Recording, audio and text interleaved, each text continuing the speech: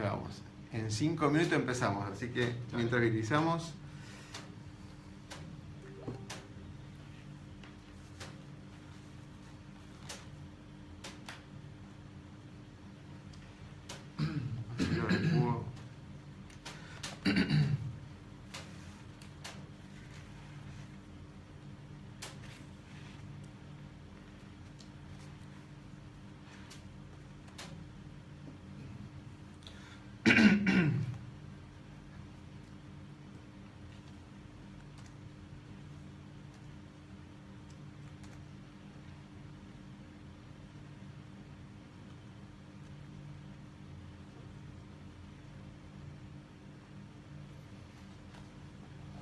Ezequiel, sí, estamos en vivo.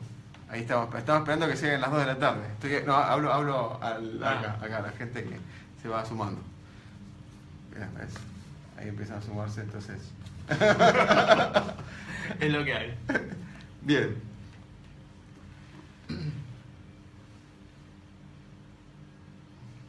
Liliana Salomón se unió también. Bienvenida.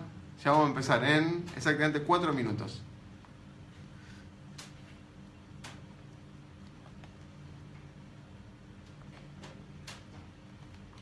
Ulises Candico, sí, vi tu WhatsApp, pero no lo pude leer recién. Ya me sumé, Oski. Genial, buenísimo. Éxito en el programón de hoy, como siempre. Trend Topic, el que estuvieron ustedes igual, ¿eh? Ahí el de cómo mejoramos la seguridad. El lagrimón al final, digamos. Nos pusimos un programa donde al final las fuerzas de seguridad hablaban de lo que podrían hacer los recursos y la estructura del contexto organismo público, digamos, sí, que no le impedía.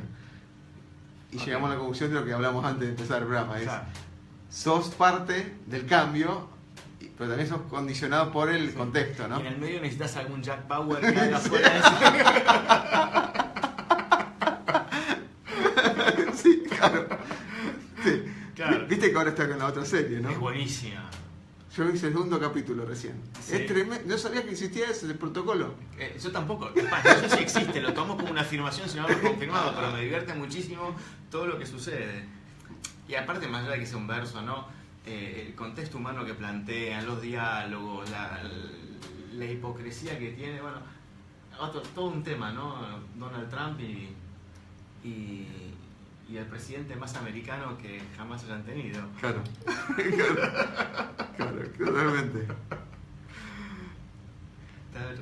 Este mundo está loquísimo.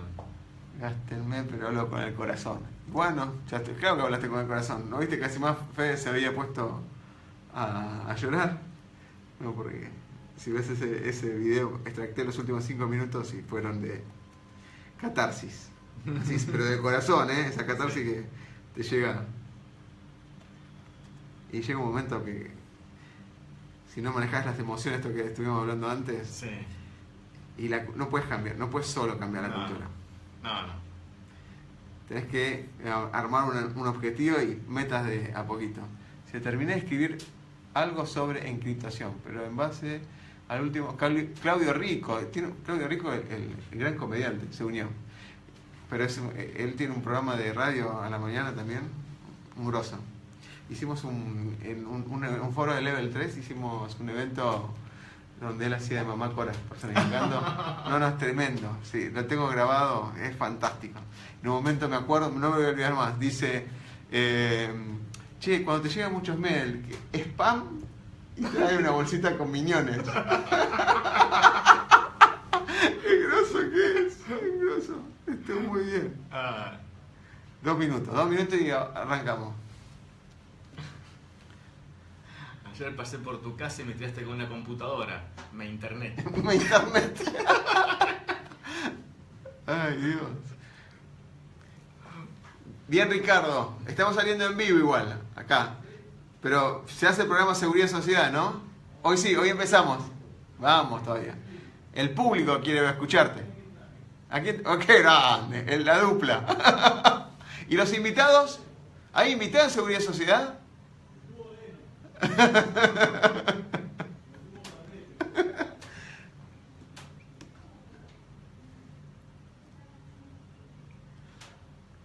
A ver, Perfecto, ya estamos todos acá.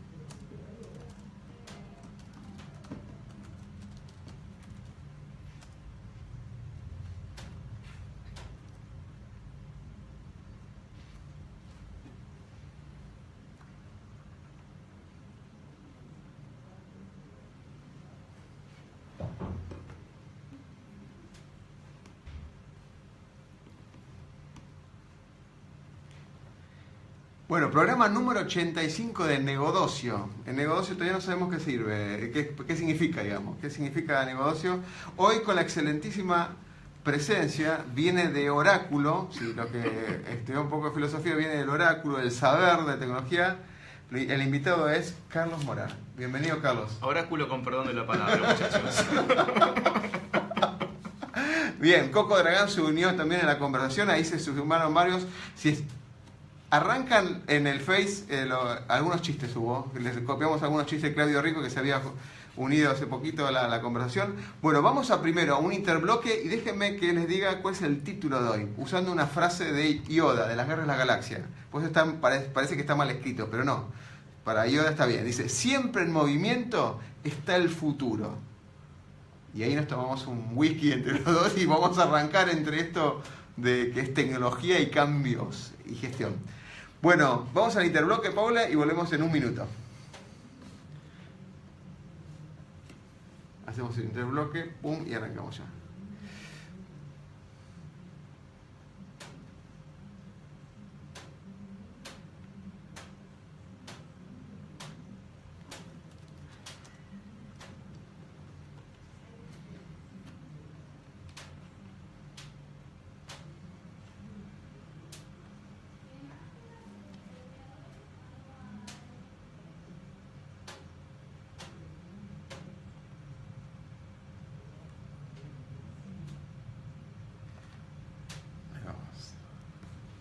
Bueno, volvimos. Bueno, hoy yo tenía pensado un programa, pero no sabía que Carlos había estudiado todo lo que estudió y leído todo lo último que leí, creo que la última vez lo vi en Segurinfo, hace 3 años, 2 años, si no me equivoco, si no me falla la memoria. Y yo, obviamente, es un experto en todo lo que es data center, todo lo que es viabilidad de tecnologías aplicadas, innovación tecnológica, cómo sacarle jugo, sobre todo desde el punto de vista del negocio. Pero hablamos también de cosas de filosofía, de coaching y demás, con autores que compartimos como Echeverría, Maturana y demás, que lo vamos a dejar para el final, eso, como con el postre de la comida. Así que, oficialmente, Carlos, bienvenido. Muchas gracias, ¿cómo están todos? Muy bien, muy bien. Hoy el puntapié es, que nunca tocamos el tema solamente una sola vez, es esto de el gran cerebro de las organizaciones. Hoy por hoy se habla mucho de si se van a la nube, no se van a la nube, se habla de tecnologías disruptivas que cortan a la mitad empresas. Podemos ver los casos de, como siempre, WhatsApp, Netflix, son los más conocidos porque son los más relevantes, pero hay un montón de cosas que están pasando donde hay gente que hace cosas como vos, hay gente que mira como los demás hacen cosas y hay gente que dice, ¿qué está pasando? ¿Sí? Entonces, la idea de esto, por eso hablamos de una animosidad hacia el futuro, la idea es apuntar a cómo ves vos hoy esto, no el data center, sino la tecnología que ayuda a las organizaciones. Porque el data center ya va a quedar fuera de moda, ¿no? Porque el data center por ahí no es un concepto físico que está dentro de la compañía, por ahí va a estar en cualquier lado. Carlos, todo tuyo. Bueno, primero que el data center va a estar en cualquier lado, sería como afirmar que los datos van a estar en cualquier lado. Y si tus datos están en cualquier lado, que es un lado que vos no sabés específicamente cuál es, ya empezás a no poder dormir. Claro. Entonces, los datos están siempre relacionados con un lugar físico, porque mientras 1 kilowatt de potencia está en la Tierra y no está en la nube está en la Tierra. Entonces, la tecnología siempre desarrolla entelequias o conceptos abstractos como para poder resumir en algo una moda, y detrás de eso pasan un montón de cosas maravillosas, y también pasan unos grandes dinosaurios galopando por el costado. Déjame hacer una pregunta porque me la sacás, porque vos sabés un montón de esto. El cloud es un concepto de marketing, ¿no? Porque eso ya existía desde hace mucho, ¿o cómo lo ves vos? Mira, la experiencia de todos los que estamos trabajando esto hace muchos años, vemos que es la misma Marilyn Monroe con un vestido distinto, que le vamos cambiando de nombre, porque, digamos, yendo a lo que es mi área de especialidad, que es el data center como nombre es bastante reciente. Si vamos a los 90, cuando todavía existía la arquitectura de cliente-servidor, y que después, por el descontrol que eso generó en términos de administración, de seguridad y de impacto organizacional, que cada gerente tenga su partecita de la compañía en su servidor departamental, entonces negociaba con el presidente desde el lado de la parte de la empresa que él manejaba, y todo eso junto al presidente de la compañía no le permitía saber: ¿estoy ganando o estoy perdiendo? Y cuando descubría que estaba perdiendo, había pasado un año que estaba perdiendo. Entonces aparecieron las VPNs y aparecieron la posibilidad de trabajar en las primeras redes, y vino, digamos, la consolidación de servidores, el pool de servidores.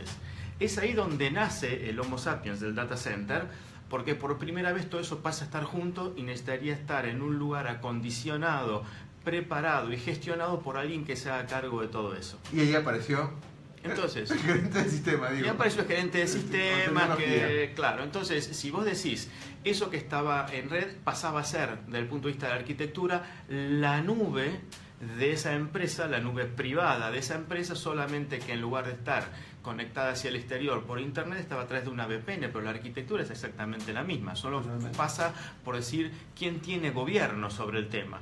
Entonces, la nube es un concepto maravilloso desde el punto de vista de su interacción con el poder que tiene el Internet, pero hay que, digamos, salir de ese criterio general y analizarlo caso a caso. Como siempre termina pasando en la tecnología, se lanza una moda que plantea un extremo. Después, los resultados de aplicación de ese extremo plantean todos los problemas de estar en ese extremo, y se va al otro extremo, hasta que al final aparece un genio que dice por primera vez: ante este despelote, lo mejor es una solución híbrida.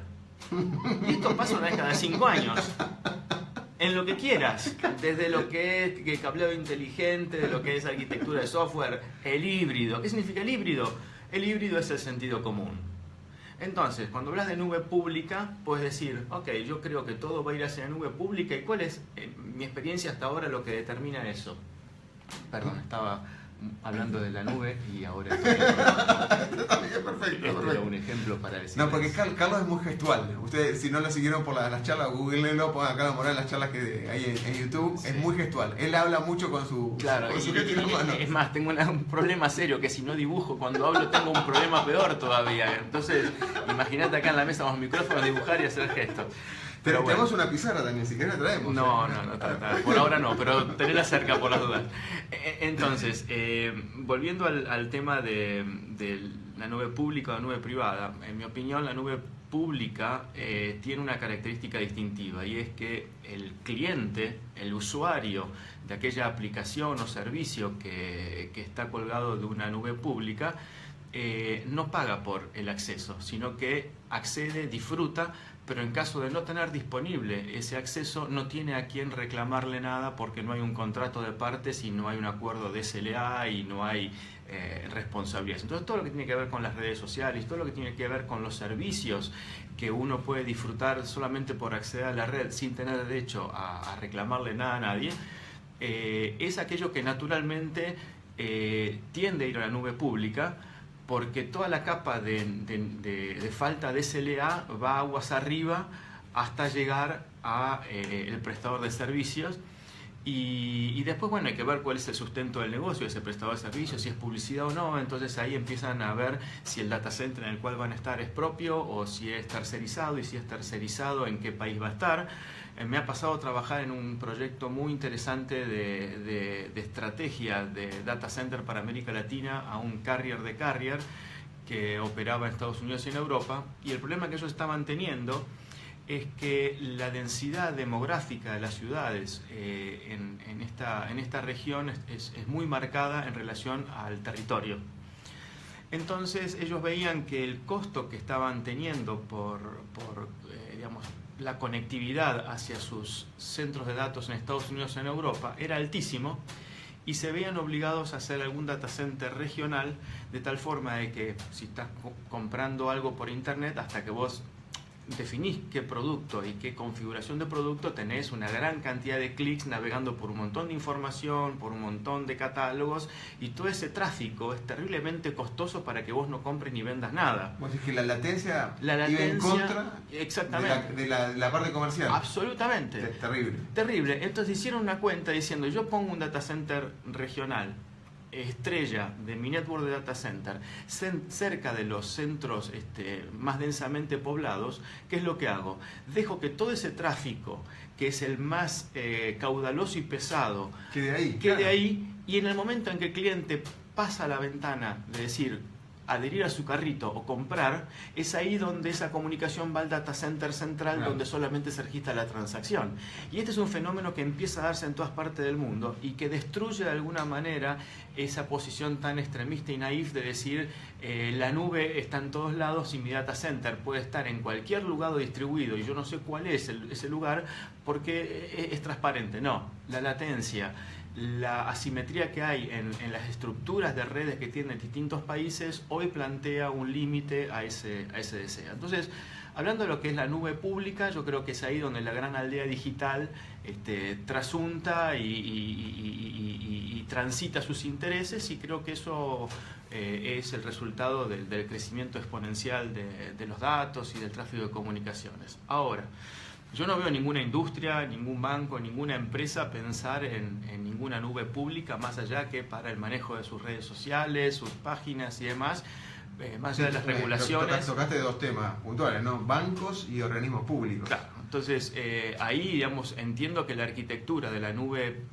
privada es de alguna manera, digamos, utilizar la tecnología actual para seguir haciendo lo que antes hacía, que era tener un control centralizado con economía de recursos, porque sí está claro que cuando vos vas a diseñar el proyecto termomecánico de un centro de datos y la arquitectura de TI de ese cliente está totalmente virtualizada y en nube, si uno pudiese estar haciendo una termografía completa de los servidores que tienen todo virtualizado, lo que estarías viendo es una danza maravillosa de potencia que va transitando desde un rack al otro a medida que va balanceando las cargas, cosa que hace 5 o 10 años atrás vos tenías un rack dedicado para cada aplicación, para cada arquitectura, y había mucho recurso ocioso. Entonces, donde había 10 racks que estaban subocupados al 40%, hoy tenés 5 o 6 racks que están ocupados a un 75 o un 80%. Hay una consolidación. Entonces, el híbrido es el sentido común. Donde el dato, la aplicación, es un factor estratégico para mi negocio, la nube privada, y donde puedo interactuar de manera libre y abierta, puede ser pública. En el balance de esas dos cosas te da una buena arquitectura, me parece. Carlos, siempre pensé de las reglas, así como me enseñaron en su momento, es que hablaste de consolidación de servidores, estandarización de plataforma, y saltemos una parte que parece muy obvia porque ya todos están apuntando a eso, que es la virtualización. Una vez que está consolidado, más o menos está homogéneo las plataformas, pasas a una virtualización. Y ahí estás preparando el terreno para virtualizar local o haces el salto a la nube. Con el juego que quieras, privada, híbrida, pública, en ese sentido. Yo no he visto, salvo algunos casos puntuales, que estuvo el gerente de sistemas Eduardo Martínez. Ahora me olvidé la empresa, le digo la empresa de los limones, pero me va a matar. Pero es uno de los pocos CEOs que no tiene centro de cómputos. No tiene todos los servicios tercerizados. Bueno, en un centro de cómputo local, obviamente por estos temas puntuales de latencia y de comunicación y de respuesta, y una cosa fuera del país también, como para y va balanceando. ¿Cuál es vos la tendencia hoy por hoy? Ya entiendo yo que la virtualización es parte del día a día, como antes era ponerle un sistema operativo y hacerle un balanceo de carga. Hoy virtualización no se puede abrir el centro de cómputo si no tocamos el tema de virtualización en sí. Sí, definitivamente es así. Además, nosotros ya hemos visto que aquella frase que dijo una vez no sé quién, pero que le tributo homenaje a ese desconocido que dijo la tecnología avanza sin pedir permiso. O sea, claro. Digamos, entonces, si te empujan desde el lado de quienes están desarrollando las herramientas para virtualizar y hacia eso vas, el tema es cómo haces para administrarlo bien, y creo que hacia eso es muy saludable ir. Ahora, yo creo que hablar de tendencias es aquella vieja historia de decir que el cuerpo humano tiene salud cuando estás a 36 grados, pero eso es posible aún teniendo la cabeza prendida a fuego y congelados los pies. El promedio te da eso. Claro. Y la verdad es que, digamos, yo creo que hay que empezar a segmentar para evitar tener posiciones así como fundamentalistas respecto de lo tecnológico. Entonces, ¿a qué me refiero? El costo de capital que una compañía tiene para invertir en infraestructura e invertir en recursos humanos propios, técnicos para hacer sus desarrollos y para hacer su operación y demás, es un recurso que puede estar disponible o no.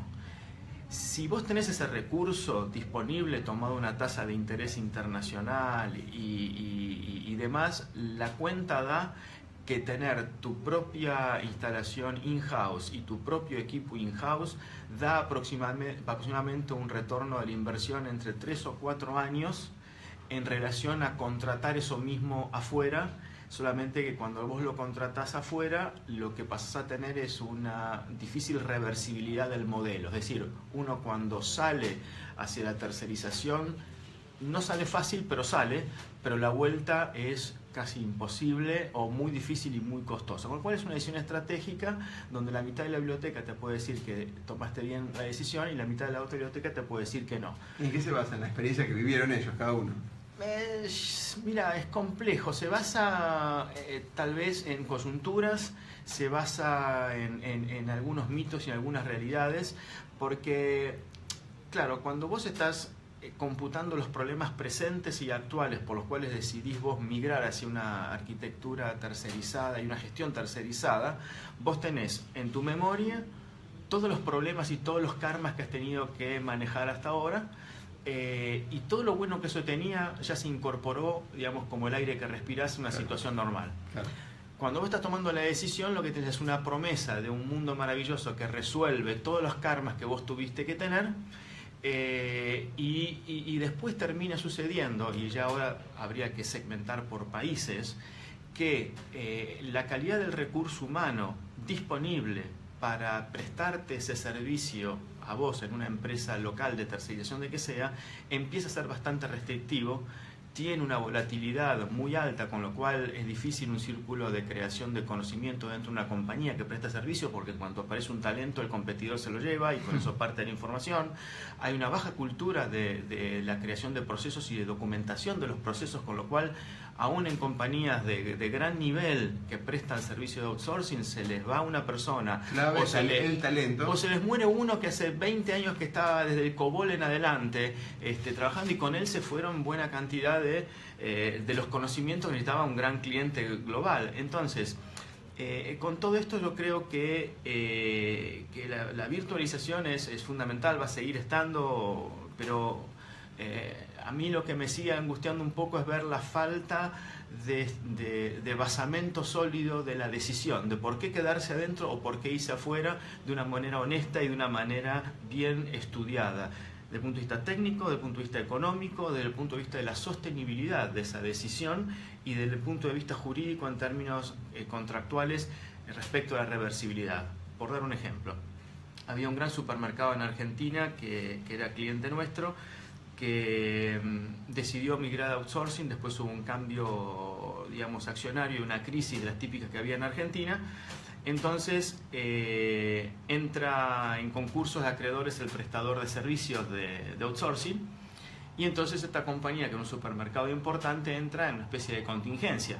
El problema entonces es que urgente salgamos a hacer un data center para poder salir de este problema que ya era judicial. Claro, se tuvieron que sentar a hablar con el síndico y el síndico le decía, mire, para mí el mejor negocio es que ustedes se vayan mañana porque mi cláusula de rescisión anticipada del contrato es tanta cantidad de millones que para los concursados es fantástico. Esa cláusula significaba el costo de hacer 3 data centers certificados de los que necesitaban para ellos mismos.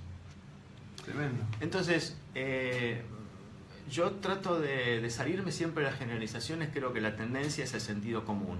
El que se desvíe de eso, pero sí me preocupa que yo veo bases muy precarias en cómo se sustentan las decisiones, y este sería tema de varios programas. Primero, analizar el por qué ir, después analizar el por qué quedarse, después el cómo irse si te vas y cómo quedarte si te quedás en una arquitectura propia, ¿no? A ver, siempre se habló de costos elásticos, ¿sí? De alguna manera, de uno se va a la nube porque paga por lo que usa, y bueno, todo ese mito ya lo vamos repitiendo todos.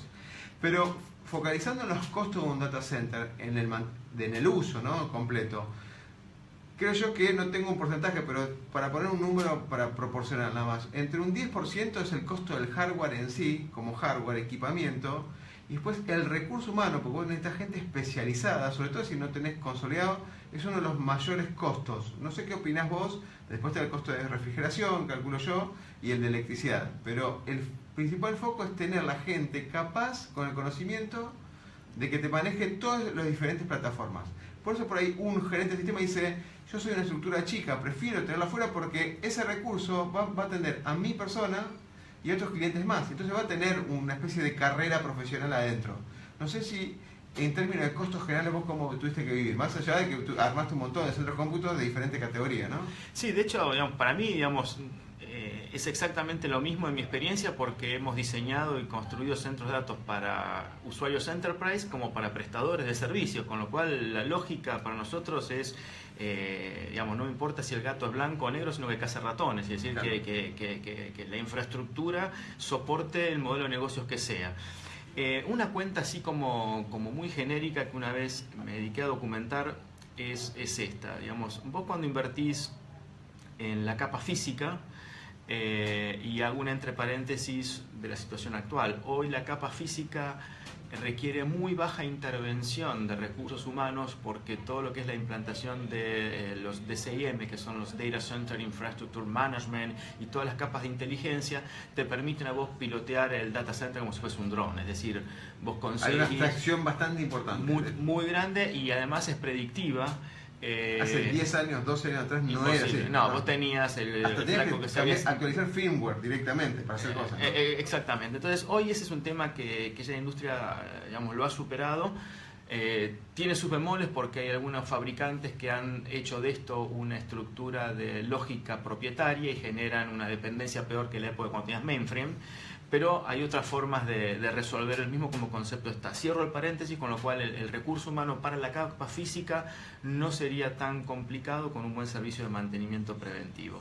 Sí lo es para lo que es la inteligencia, digamos, del recurso humano aplicado a soportar toda la operación y el desarrollo del negocio. Y ahí aplica la ley de la escala económica. Nosotros en Argentina tenemos un país que contribuye a menos del 0,6% de la inversión de TI total mundial, y si eso lo desagregás al tamaño promedio de la empresa, te da un punto de escala donde yo diría que más o menos el 60% del mercado técnicamente, haciendo un análisis costo efectivo, debería contratar recursos de terceros. Y es ahí donde está el negocio. O aprender magia. Sí, no, pero ¿sabes cuál es el quilombo en todo esto? Es que los grandes prestadores de servicios, en lugar de ir a buscar ese 60% del mercado, que son las pequeñas y medianas empresas, van a buscar al Banco Nación todos los días, o van a buscar a los grandes clientes, y los comerciales se forman para tratar de hacer relaciones públicas con el CIO de una compañía que por capital y por escala y por inteligencia de negocios, lógicamente no debería ser el huésped de esa infraestructura. Entonces está cruzada la oferta y la demanda. Claro, está claro. Está claro, o sea, tienen la fierro, tienen la tecnología y demás, pero están mal orientados en el cliente target, básicamente. Sí, porque no se han preparado ni a nivel de modelo de negocios, ni a nivel de modelo de servicios para ir a buscar al natural cliente, porque esto aplica la misma. Yo estuve en el Silicon Valley en la época que nacían los primeros data centers, laburé en Exodus Communication y me fui allá para ver si el negocio que estaba montando en América Latina iba a desaparecer antes de empezar, porque el paradigma en aquella época era, ¿para qué vamos a hacer 100 data centers en América Latina si teniendo 4 o 5 grandes, como parece que viene acá en Silicon Valley, está todo resuelto? Entonces me fui allá y traté de entender. Y cuando vine dije, no, quédese tranquilo que ese modelo no va a funcionar. Y no funcionó. Pero básicamente, ¿por qué? Porque el modelo de servicios a nivel econométrico es lo mismo que la decisión que vos tomás para tu casa. Si vos podés comprar tu casa, jamás vas a alquilar toda tu vida. A lo sumo, tomarse un crédito hipotecario a una tasa razonable que con tus ingresos permitas capitalizarte. Ahora, si vos no tenés el capital, tenés que alquilarlo. Y si vos necesitas una casa más grande de la que podés pagar, probablemente lo que hagas es alquilar una para vos. Comprar una, alquilarla, y con la diferencia entre lo que cobras de alquiler y lo que... O sea, todo esto es así, son los números. Y si veías los estudios en Estados Unidos de cómo se basaba la matriz de clientes, allá aquellos data centers nacieron para prestarle servicio a todos los desarrolladores de la .com que tenían sus 2-3 racks en el garage, y cuando pasaban a modo de piloto querían tener una infraestructura confiable y tenías que esperar 6 meses para meter un rack porque no daban abasto.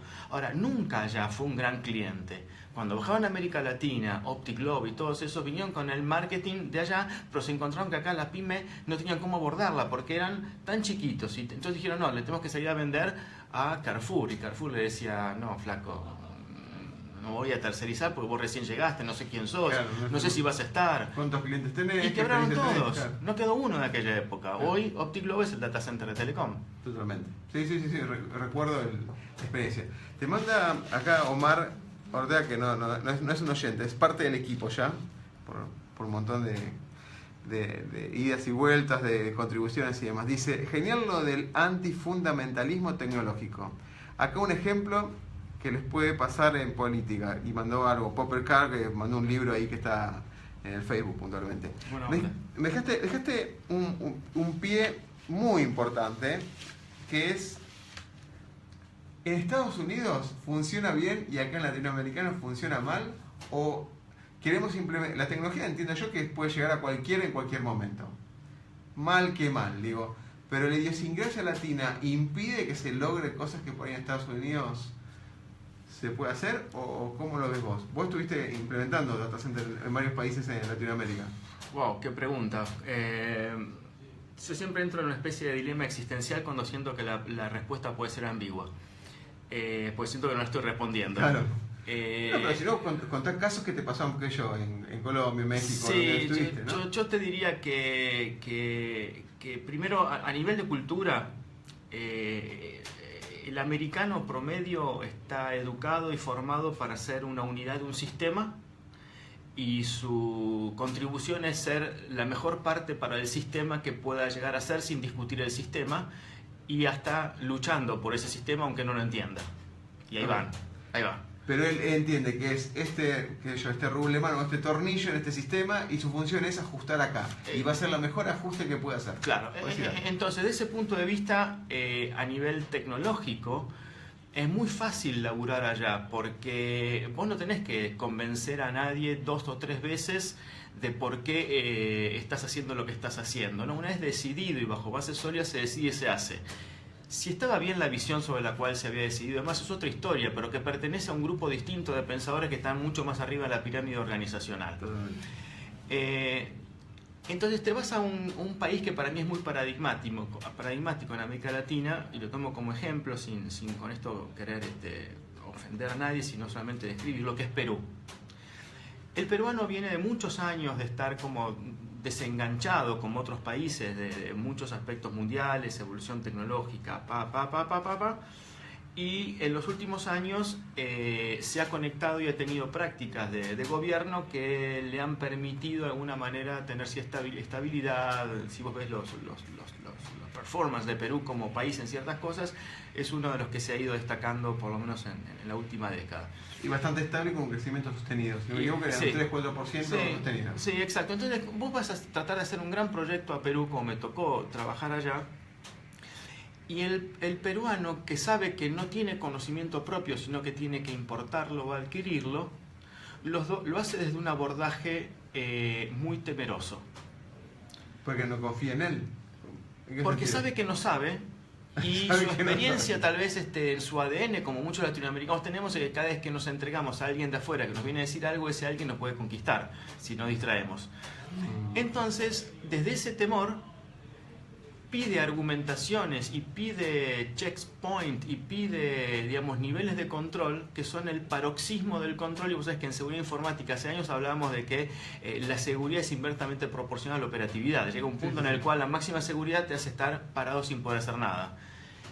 Eso hizo que en Perú se hagan gran cantidad de proyectos a nivel de diseño que nunca pudieron materializarse. ¿Controles? Por los controles y porque pedían niveles de compliance de los oferentes que hasta incluso eran imposibles de ser ofrecidos, salvo que seas un mentiroso, porque el punto de control era incierto en base a un escenario futuro que no estaba determinado. Y si ves esos pliegos, son una obra maestra de lingüística para entender cómo es posible hacer algo que para satisfacer un temor humano de control y de no quedar expuesto en algo, termina siendo un imposible práctico. Entonces, esto extrapolado a lo que es implantación de nuevas tecnologías y demás, claramente en América Latina, dejando de lado que, digamos, los proyectos no son vistos a largo plazo, sino que son muy estancos, genera, en mi opinión, cuanto menos una implantación tardía, incompleta o inconexa con el negocio, que no termina aprovechando lo que tiene la tecnología de bueno. Me pasó en el caso de cuando vinieron los Blade Servers, ¿no? Bueno, una vez tocó discutir con un ingeniero americano de uno de los grandes fabricantes de hardware, que él ponía como ejemplo que con los Blade Servers se podía economizar y se podía lograr una gran densidad, y que era solamente una cuestión de concepto de arquitectura de hardware. Entonces, una vez me llamó un cliente y me dice, ¿y vos qué opinás de esto? Le digo, mira, lo que yo opino es que tu análisis tiene que ser ver si tu capa física te banca esa densidad de potencia. Porque si la economía en recursos de hardware, que es de 15 racks, irte a 10 por Blade, hace que vos tengas mucha más potencia en igual metro cúbico, el tema es cómo sacar el calor de ese ambiente menor y de ahí el costo. Lo que ganás en hardware lo perdés en energía, por decir de alguna ponele manera. Que puede, no es que lo perdés, pero lo que cambia es la densidad por metro cúbico. Desde el punto de vista termomecánico te cambia todo el ecosistema. Entonces tenés que hacer reinversiones. Entonces de ahí me topé. O sea, cuando haces reinversiones por el tema de que enfriamiento, de racks, de enfriamiento y de tipología de ambiente. Vos claro. No podés tener un ambiente igual donde tenés 35 kilowatts de densidad por rack que cuando tenés 5 kilowatts por rack. Totalmente, sí. Entonces, eso llevó a que en el medio de esa discusión este cliente me dijo, bueno, yo quiero tener una discusión tripartita. El que me quiere vender el Blade, vos que me vas a defender por la capa física y yo que tengo que decidir. Entonces me apareció en la charla un ingeniero de Estados Unidos de desarrollo de los Blade para defender al comercial de esta gran empresa. Entonces empieza a mandar todo su rosario de marketing hecho y elaborado, y cuando termine de decir todo eso le digo, ok, señor ingeniero, yo le quiero hacer una pregunta. ¿Cuál es la condición natural en la cual los Blade que ustedes han instalado en los Estados Unidos están funcionando en términos de ambiente, en términos de altura, de piso de techo de su data center y en términos de environment? Estoy resumiendo porque la charla fue más técnica, pero para que se entienda y no hacer un rollo de esto. Entonces, cuando el tipo me empieza a describir que tenía 5 metros arriba de techo y que me empieza a describir lo que era el ambiente natural, le digo, ok, la pregunta es, ¿usted utilizaría su Blade si el data center estuviese en un edificio corporativo que tiene 2,80 metros de altura piso a techo y que está ocupando 1/3 de un piso de 600 metros cuadrados en un ambiente confinado de unos 50 metros cuadrados? Claro, le cambiaste la parte cúbica de... Claro, entonces me dice, no, bueno, eso es una cosa muy distinta. Pero bueno, quiero decirle que aquí en Argentina el promedio de la realidad es ese, cuanto no peor, y lo que usted planteando es la excepción que confirma la regla. Entonces lo que quiero decirle es que si su comercial acá se lleva la orden de compra maravillosa que el cliente quiere comprar, no se van a poder instalar porque va a saltar toda la instalación eléctrica y la instalación mecánica. Entonces, dentro del retorno de la inversión que el cliente debería hacer, asesorado por ustedes, es cuál debería ser el retrofit, el ambiente físico para que su arquitectura funcione. Y ahí va a llegar a ver si realmente le conviene ese ahorro de 5 racks sobre 15 o no. Entonces, interesante porque, claro, ellos asumen que ya el contexto está dado de esa manera. Sí. Y ya vienen con sus soluciones, claramente. Y acá a veces hay un montón de cosas. No te digo que lo atamos con alambre, pero hay un montón de situaciones donde quisiéramos tener un montón de contexto, de energía, de redundancia y más que no se dan. Vamos a ir a un corte y te voy a dejar pensando una pregunta que es sobre esto del cambio, porque hablamos de Perú como un caso de ejemplo solamente, como el argentino, cuando por ahí viene otra cultura además, cómo generar un cambio en estas tecnologías que se vienen, ¿no? Cuando a mí por lo menos no me enseñaron nunca lo que es cloud. A mí no me enseñaron a manejar un centro de cómputos. A mí me enseñaron en la ingeniería de 6 años en la UTD, me enseñaron muchas cosas vinculadas, pero no que me sirvieran para armar lo que hoy es un centro de cómputos. Y las actualizaciones en el medio, uno las arma. Entonces, ¿qué tanto sale mi zona de confort para aceptar un cambio? ¿Qué tanto no? ¿Qué tanto es adaptable lo que es un centro de cómputo en el organismo de gobierno, que lo tocaste al principio, en un banco que está preso, entre comillas, de circulares normadas con estructuras de antaño, porque ya son viejas esas estructuras que condicionan al armar un centro de cómputo? Yo apuntaría a lo que es el cambio, cómo manejamos un cambio. Ahí por ahí nos vamos a ir un poco más allá de lo que es tecnología, pero está bueno. Así que bueno, vamos a ir un corte. Si el operator me dice la venia, perfecto. Mira, y la vamos a apuntar desde el Facebook. Ahí está. Y vamos a un corte y volvemos en 5 minutos. Ok. Ahí está. Vamos bien. Vamos bien. Ahora apuntamos esto del cambio como quieras encararlo. Bueno, está bueno porque... Sí, ahí por ahí, la otra pregunta más, la otra técnica es que cómo vemos el futuro de la tecnología en sí. O sea, ¿qué es lo que es vos como innovador? Está hablando mucho de...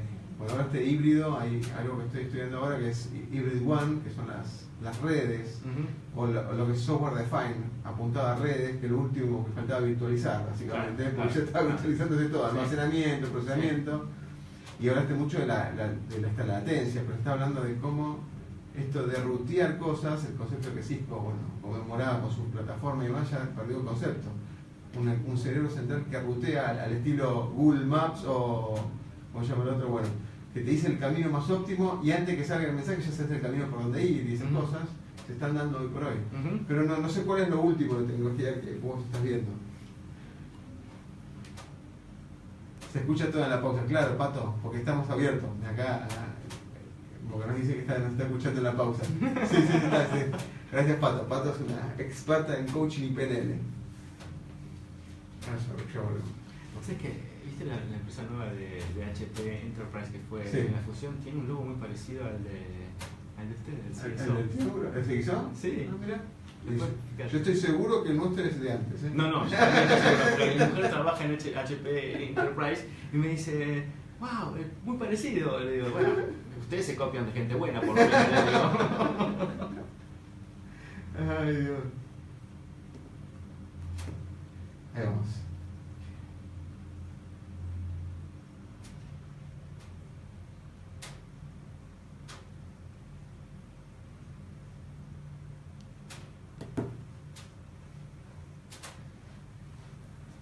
Ignacio Javier Farías, otro grande del grupo de negocio constante acá, nos manda saludos y dice genios. Lo dice a vos porque vos, el que habló es Carlos, eso ya lo saben. Así que la cámara. Pasame la CBU, ¿cómo se llama? Ignacio Javier Farías. Ignacio, pasame la CBU que va. Mandamos una transferencia. Mandamos una transferencia. Bueno, quedó picando esto de que habíamos dicho de para manejar tecnologías disruptivas. Si querés mencionar algunas de tendencia y después cerramos con esto de la cultura de cambio, se requiere un cambio cultural o un cambio de quizás de observación, o por ahí tenemos barreras en este día a día que nos imposibilitan arriesgarnos a cambiar. Por ahí hay un chiste muy viejo que yo siempre lo repito, es levanta la mano quien quiere cambiar y todos levantan la mano. Que porque el cambio es lindo y todo te lo justifican. Ahora, ¿quién va a cambiar y no te levanta nadie la mano? Está esperando que el otro cambie. Te dejo así, te paso la cámara 28, apunta de nuevamente. ¿Esa no es la 29? A ver, mira, yo creo que ya entramos en un plano donde la tecnología no plantea demasiados interrogantes ni existen ya cosas demasiado sofisticadas por entender como para decir acá viene un cambio disruptivo. Tal vez el cambio disruptivo más importante pueda venir por el cambio de los materiales, por nuevos minerales que pueden llegar a, como por ejemplo, hay unos primeros desarrollos donde vamos a tener centros de cómputo sumergidos en un líquido y ya no van a ser edificios que vos ves para arriba, sino como los piletones de Aguas Argentinas que están ahí en Figueroa Alcorta. O sea, estamos con una especie de gel. Exactamente, con un derivado de un líquido que es del FM200, que es un gas, y que eso permite que mientras está generando calor automáticamente lo estés intercambiando con un líquido que no afecta por sus características ningún circuito electrónico. Esos pueden ser cambios, yo veo los cambios disruptivos, los veo más por los materiales y por el desarrollo de los elementos y no por la lógica o por la concepción. Sí creo que ya pasa a ser un fenómeno netamente humano y de negocio el cambio disruptivo. En el último encuentro de CIOs de América Latina que estuve en noviembre pasado en Brasil, donde había unos 200 CIOs de toda América, de Estados Unidos para abajo, el gran tema de debate que surgió como consecuencia de las rondas de debates es en qué momento la tecnología va a poder tener métricas alineadas con la performance del negocio. Hasta que el CFO y el CIO no consigan tener una métrica que demuestre cuál es el retorno de la inversión para el negocio, de hacer un cambio importante en la arquitectura de TI o de telecomunicaciones, no hay espacio para cambios disruptivos, sino lo que hay es espacios como para, como vos conocés por el trabajo de Maturana en las neurociencias, es el cambio del no cambio. Claro. Porque la realidad... Además, nombraste dos personajes que tienen objetivos diferentes. El CFO busca, ¿cuál es el objetivo de su carrera profesional? Ahorrar y mantener las finanzas de la compañía. Ahorrar y focalizar. Cualquier inversión en tecnología parecería como es el gran gasto. Te cuento una con números muy simples de hace muchos años. Una personalidad a la cual yo respeto muchísimo en Argentina, creo que es uno de los tipos que más sabe de tecnología, pero que nunca ha perdido el sentido común. Y es una persona a la cual nadie le ha podido vender nada, nunca, a pesar de que ha comprado cientos de millones, sino que él es siempre el que decide qué comprar y qué no comprar, es Jorge Liskens, que es el actual subdirector de Sistemas y Telecomunicaciones de la AFIP y que lo fue... fue director. Fue director. De sistema de AFIP. Y ahora volvió con la gestión de Abad nuevamente. Es más, en el interín fue asesor en aduanas y demás a nivel y para Banco Mundial, ¿no? de programas de informatización para temas fiscales. Totalmente. Es una persona, digamos, fue CIO del año hace unos 5 años y es una persona, es un notable, digamos, sin lugar a dudas y básicamente cuando nosotros ganamos la licitación pública internacional para hacer el nuevo centro de datos de la AFIP en 2003, uno de los elementos en los cuales él basó su caso de negocios, junto con su cambio disruptivo, que es decir, todo va a estar sobre Internet, y hoy Argentina creo que tiene el 95-96% de las aplicaciones de recaudación fiscal online, siendo el porcentaje tal vez más alto del mundo. Lo que él ¿Qué hizo, decisión para marcar ¿qué decisión? Eso que hicimos antes del programa, bueno, esos 6-8 años de visión de agenda digital, ¿no? Exactamente. Entonces, bajo esa premisa que fue disruptiva, números concretos. Hasta el año 2005, la AFIP subcontrataba a todo el sistema bancario para que los contribuyentes entregaran su declaración de impuestos en el banco y el banco le cobraba $1.40 por cada declaración recibida a la AFIP. En términos de gastos administrativos, no sé. Gestión, administración y demás. Cuando estuvo inaugurado el centro de datos y operando normalmente, la primera presentación que se hizo fue online a través de las nuevas aplicaciones, que fue en el mes de abril, si mal no me recuerdo fue de 2007 o 2008. Los 3 millones y pico de declaraciones que se presentaron en ese momento, el costo real para la AFIP, si mal no recuerdo, en ese momento daba algo así como 18 centavos de dólar. Contra 1.1,5. Exactamente. Esto quiere decir que con las declaraciones que se presentaron online, ese año pagó toda la inversión, y desde aquella época, pongámosles 2008, hasta ahora, 8 años después, se repagó todo eso de una manera pero tan impresionante, que yo imagino que si hoy un gerente de TI va a su CFO y le dice, yo tengo que invertir tantos millones para que nos ahorremos todo esto en los próximos años, y está bien documentado, el CFO puede alinear su interés con el plan de inversión. El problema es que siempre tecnología ha sido considerado un lugar inexpugnable para alguien que no sea del palo, donde nadie entiende por qué están pidiendo plata, pero siempre piden mal, y cuando algo falla le dicen, esto falló porque no me diste la plata para poder hacerlo. Entonces siempre había una especie de falla en la comunicación. De comunicación, de estructura de relaciones, pero fundamentalmente lo que hubo fue falta de puentes en los PKIs. Claro, que los PKI sería el punto en común. Claro. No, porque uno es la frase que compartimos que dice, uno dice lo que dice y el otro escucha lo que escucha, pero en lo que puede escuchar. El claro. PKI sería la común unión de las dos versiones. Claro.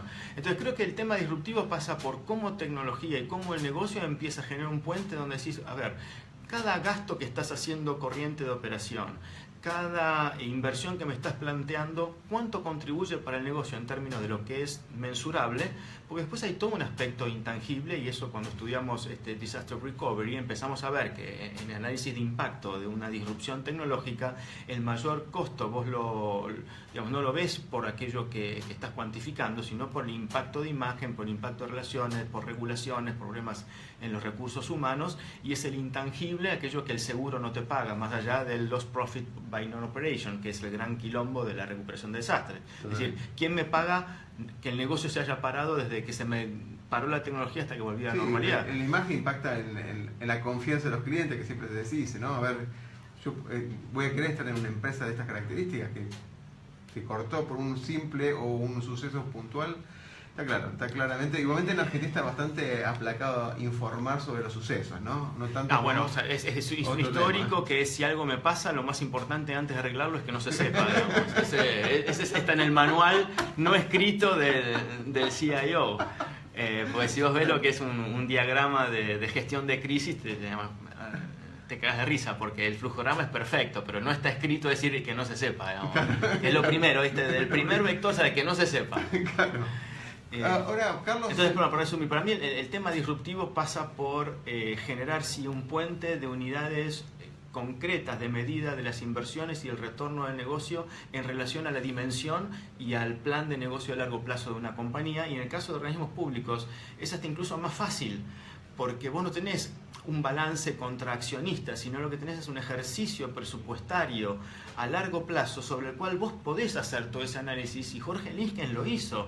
Y la cuenta está, y los números están a la vista, solamente hay que tener lo que él tuvo en su momento de poner un cambio de paradigma llamado 2 pelotas así de grande arriba de la mesa, que se llevaba puesto a grandes players. Pero escoba nueva barre bien, siempre dicen. Entonces cuando le eligieron, si me elegiste, aguantate todo. Y le dieron también autonomía, y le dieron también recursos como para que él pueda, lanzar 300 licitaciones bajo un esquema integrado y no bajo la ley de contrataciones normal, y todo eso con auditorías ex post que mostraron la total transparencia de su gestión, ¿no? Porque un tipo que dio vuelta a la tecnología en AFIP en esos años y con 300 licitaciones, un tipo que está muy cómodo, o sea, nunca le tuvo que explicar nada a nadie. No, pero que claro que tenía, como buen ejemplo que diste, es la visión. Claro. Cómo trasladó a su equipo la visión y cómo la subió esa visión y la compraron. Sí. No sé si por desconocimiento, por demasiada confianza o, digamos, carácter que tiene Linsken, digamos. Porque él vendía muy bien su proyecto, digamos, de alguna manera, e impactó. Es un caso de éxito tremendamente. Mis respetos a don Jorge, si está por ahí luchando contra yo ahora recuerdo un video que lo voy a poner cuando posteemos este video, cuando estuvo en una mesa hablábamos de la disrupción, del rol de gerente de sistemas y demás, y estaba Eduardo Til, Jorge y Alejandro Prinz. tres disruptivos con miradas diferentes sobre un tema. Sería una empanada agridulce esa, porque había carne, cereza, aceituna, había de todo. Había todo. Pero bueno, eran los tres referentes que, bueno, son buenos oradores, son buenos showman también, ¿no? Cuando sí, expresan... yo nunca lo he visto como showman, sino como muy, muy ferviente defensor de sus ideas o de la escucha de alguien que pudiese darle una mejor. Y el tema es que ponerse enfrente de él había que hacerlo con conocimiento, con argumentos, con fundamentos, porque si no te destruía. Y era implacable en eso. Sí, es verdad. Bueno, nos quedan 5 minutos, Carlos. Las clásicas preguntas al cierre son, primero, recomendándonos algunos libros que te hayan gustado, que te hayan apalancado en este cambio, sobre todo de cambio de ser humano, ¿no? No te digo una introspección, pero de alguna manera es que te digo, che, vi me recomendaste uno antes que lo voy a nombrar, que era Data Topic. No, Datatopía. Datatopía. Ese es un white paper del Gartner Group, que Ajá. se puede bajar del Gartner Group, creo que es de abril de 2015, y que plantea un escenario de visualización de qué va a pasar en el mundo por la irrupción de la tecnología de información y de comunicaciones hacia el año 2025, y que parte de la premisa de que no hay forma de saber qué va a pasar en el 2025, pero sí sabemos que las decisiones que estamos tomando hoy van a condicionar ese destino. Entonces hay expertos de todas partes del mundo que convergen en una serie de preguntas y de asunciones y demás, y termina con una matriz muy interesante que hasta plantea como uno de los escenarios posibles, y lo digo esto como una introducción para no matarles la sorpresa, que entremos en un lejano oeste digital. ¿Lejano oeste? Lejano oeste, sí. Entonces, lejano oeste no es acá de... Claro, si vas a las siglas en inglés sería WW. Ah, Wild Wild West. Okay. Bueno, okay. Entonces... no, porque por ahí el lejano oeste en La Matanza no. No tan jodido como eso. Okay. Pero no, la gente de La Matanza, hay gente muy interesante, vos sabés que hay un grupito ahí de un clúster de desarrolladores muy, muy copados. Pero bueno, más allá de eso, ese es un documento que se llama Datatopía y es interesante. De Gartner. Del Gartner Group, está online. ¿Y libros? Después un libro que a mí me pareció increíble es Teoría del Cambio, de Paul Watzlawick. Paul Watzlawick es un científico del MIT, de las neurociencias, que murió hace creo unos 4 años y que se dedicó a escribir un libro solamente de entender por qué cambian y cómo cambian los seres humanos. Yo tomo una frase de un filósofo genial que tenemos en Argentina, escritor, que es Santiago Cobaldolf, que es maravilloso, y les recomiendo ver en YouTube charlas de Santiago Cobaldolf de diversos temas. Y él redefine el concepto del presente como la apelación que hace el futuro ahora de aquello que tiene uno como destino ser. El presente es la apelación que hace el futuro de aquello que uno tiene como destino ser.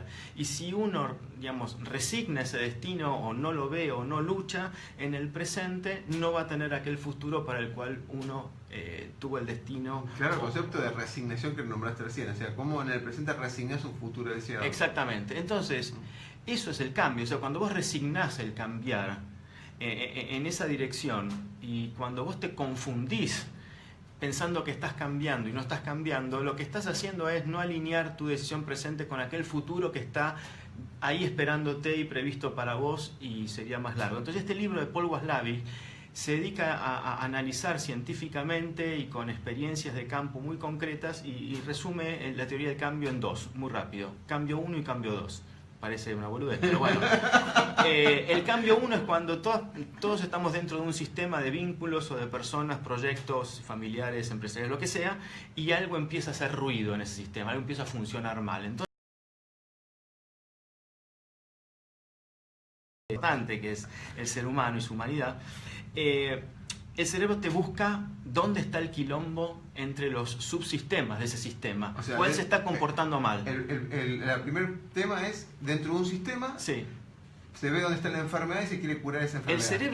El cerebro, antes de identificar si esto es así, como conoce lo que pasó, tiende a identificar una causa que puede ser real o no, pero en algún componente del subsistema que él conoce. Por lo tanto, el quilombo tiene que estar en algo de lo que él ya conoce. Claro. Y no en otro lado más que lo que conoce. Entonces uno Claro. tiende a encontrar culpables o tiende a encontrar problemas o con problemas, errores, cambia ese culpable o cambia ese problema y el sistema empieza a corromperse, aparentemente se cura y después aparece otro ruido. Y entonces ahí vamos cambiando para no cambiar. El tipo de cambio 2 que plantea este sistema, es interesante ver el libro, es cuando el ser humano termina siendo un cambio de sistema, no de un componente de un subsistema. ¿Y cómo es que el ser humano consigue hacer un cambio de sistema? No lo hace por inteligencia ni por cuestión evolutiva, porque el cerebro te juega en contra para eso. Lo hace por una visión, por una casualidad, por un accidente, por una emergencia, o por haberte encontrado en algún momento en la oportunidad justa con alguna característica única que permitió decir, muchachos, no hay que arreglar esto, hay que hacer algo nuevo. Y ahí hay un fenómeno de deconstrucción, donde con algo de lo que tenía el sistema viejo construís uno nuevo. Entonces, ese es un libro que yo recomendaría. Qué loco, porque nombraste en un momento cómo la crisis te hace recambiar, cómo te hace recambiar un paradigma, ¿no? Claro. El sistema, cómo haces algo nuevo porque, bueno, ahí de la matemática común a la matemática cuántica. Absolutamente. Digamos. Bueno, Carlos, estamos cerrando. Yo te agradezco un montonazo, como siempre, pasó la hora volando. Y usamos la cámara 29 nada más. ¿Qué pasó con el resto? Así salimos en dupla. Ahí está. Bueno, o sea, terminamos el programa número 85 de Negodocio. Ahí estamos. Perfecto. Y el programa que viene va a ser de académicos. Va a venir gente académica, institutos, todos van a hablar del proyecto de carreras académicas, lo que necesita el mercado, etcétera, Gran tema, etcétera. cómo cambiar, cómo evolucionar para un mundo digital y para un cerebro como el de los chicos que se está formando, que no tienen que memorizar datos, sino que tienen que aprender a relacionarlos, mientras todavía estamos viendo si está pintada o no está pintada la pared, ¿no? De hecho, es uno de los temas es innovación aplicada a los millennials. Pero bueno, no quiero adelantar nada, que sea sorpresa ahí en el momento. Bueno, gente, a todos los que nos escucharon ahí, un gran abrazo a todos. Nos vemos el lunes que viene a las 2 de la tarde y no se pierdan mañana, obviamente, por Facebook Live, el espacio de coaching psicofísico que hacemos con Laura a las 10 de la noche. Le mando un abrazo a todos. Gracias, Carlos, nuevamente. Bueno, un placer. Hasta luego. Nos vemos.